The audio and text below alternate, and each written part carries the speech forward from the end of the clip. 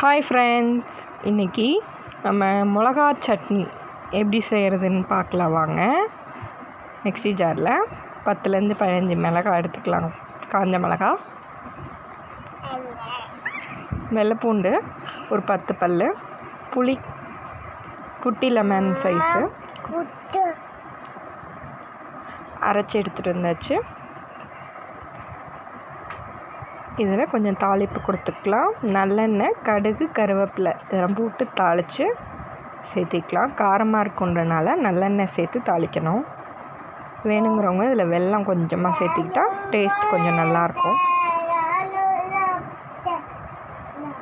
இந்த மிளகாய் சட்னி இட்லி, தோசைக்கு சூப்பரான சைடிஷ். கண்டிப்பாக ட்ரை பண்ணி பாருங்கள். வீடியோ பிடிச்சிருந்தா லைக் பண்ணுங்கள், ஷேர் பண்ணுங்கள், சப்ஸ்கிரைப் பண்ணுங்கள். பாய்.